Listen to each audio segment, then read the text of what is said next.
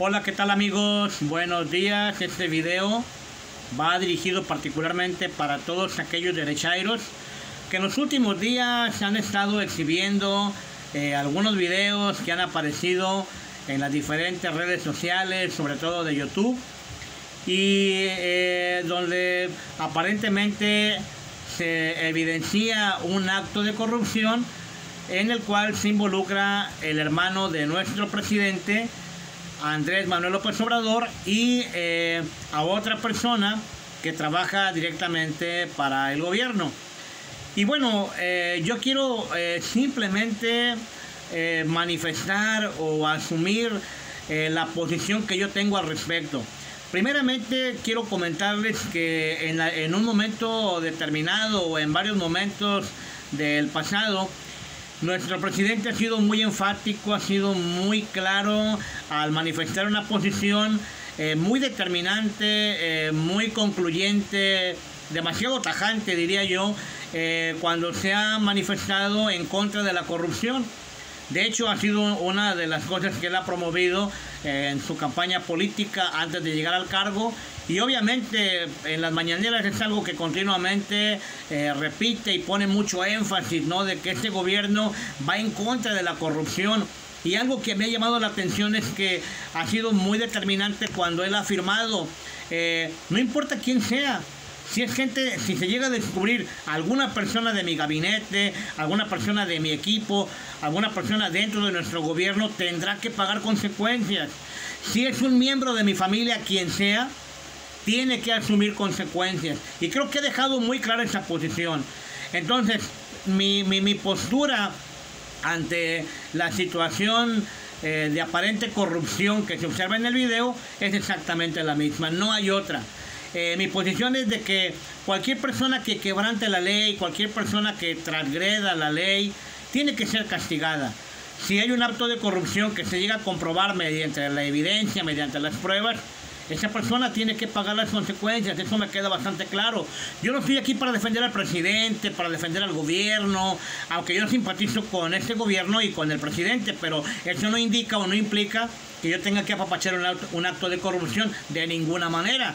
Sobre todo porque nosotros mismos nos hemos quejado y hemos hablado en repetidas ocasiones y señalado actos de corrupción de gobiernos anteriores. Entonces sería absurdo que no lo hiciéramos con este gobierno, aunque simpaticemos con él. Eso lo quiero dejar muy pero muy en claro. Y lo que quiero resaltar es la absurdez de los derechairos, lo irracional, lo poco lógico, ¿no?, que tiene sus acusaciones, porque de alguna manera tratan de manchar el nombre de nuestro presidente, no tanto del gobierno. O sea, aquí el ataque va directamente a la persona de Andrés Manuel López Obrador. ¿Por qué razón? Porque los prianistas se han sabido que han mantenido vigilado al presidente por años, lo han vigilado de una forma y de otra, para poder encontrarlo en un acto de corrupción que de alguna manera pueda frenar su carrera política, que de alguna manera permita que eso pueda detener los ideales, las propuestas y todo aquello que él de alguna manera ha transmitido al pueblo mexicano. Pero saben una cosa, nunca le han encontrado absolutamente nada, hasta ahorita está limpio en ese sentido. Y bueno, yo no es que lo idolatre y no es que haga de nuestro presidente un dios. Yo estoy muy consciente que es un ser humano como tú, que me estás viendo, como yo, y que puede cometer errores, que obviamente se va a equivocar. Eso es de humanos, no es Superman, no es Dios.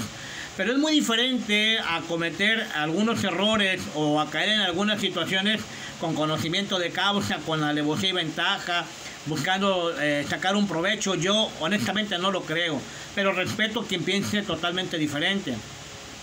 Pero quiero hablar de la absurdez del asunto, quiero hablar de la ridiculez del pensamiento de los derechairos. Cuando tú afirmas o cuando tú quieres hacerle creer a la sociedad que este aparente acto de corrupción, el cual no se ha comprobado que realmente sea de esa manera, pero vamos a suponer que así sea. Vamos a decir que efectivamente la ley, mediante una investigación profunda, encontró evidencias, encontró suficientes elementos, suficientes pruebas para determinar y dictaminar que efectivamente estos hombres son culpables de un acto de corrupción, sobre todo el hermano del presidente. Pues bueno, obviamente vamos a pensar que tiene que ser castigado como la ley lo demanda, como la ley lo marca, como la ley lo establece. No veo ningún problema. Pero que tú quieras usar un error o un acto de corrupción del hermano del presidente para poder manchar la imagen de él, yo creo que es un acto completamente irracional de alguien que está totalmente inmaduro y que se está dejando llevar por sus sentimientos o por sus emociones, pero que no tiene la capacidad de meter la razón, que no tiene la capacidad de pensar, de hacer un análisis donde pueda de alguna manera mostrar un poco de sobriedad y de balance y de equilibrio. Es completamente absurdo. Y esto me ha pasado, por ejemplo, cuando he entrado a los grupos de debate con ateos. Uno de los argumentos que ellos manifiestan, primeramente dicen no creer en Dios. Después manejan un argumento que dice, Dios es el más grande genocida de la historia. Y cuando uno les pregunta que puedan demostrar a través de la evidencia su razonamiento o su proposición o la afirmación de ellos, simplemente dicen, es cuestión de ver la historia. Hay que echar una ojeada al espejo hacia atrás para darnos cuenta que efectivamente nosotros tenemos la razón. Dios es el más grande asesino, el más grande genocida. Porque vemos, por ejemplo, en la historia que mucha gente en el nombre de Dios mató a muchas personas. Vemos la Santa Inquisición, cuánta gente no mató en el nombre de Dios. Cuánta gente no cometió crímenes y atrocidades. Terrible. Y me pregunto yo, bueno, tienes razón, eso es cierto, está en la historia no se puede negar, está escrita, y aunque no lo vimos, por fe lo aceptamos, lo creemos porque está ahí. Pero yo me pregunto, ¿eso hace realmente culpable a Dios? El que mucha gente haya matado en su nombre, ¿eso lo hace culpable a Él? Definitivamente que no. ¿Por qué razón? Porque cuando nosotros vemos la palabra, cuando vemos la Biblia, vemos que una de las cosas que Dios demanda es el amor a nuestro prójimo, es el respeto hacia los demás. Vemos, por ejemplo, que uno de los mandamientos de Dios es no matarás. Entonces Dios no puede ir en contra de lo que Él mismo ha establecido.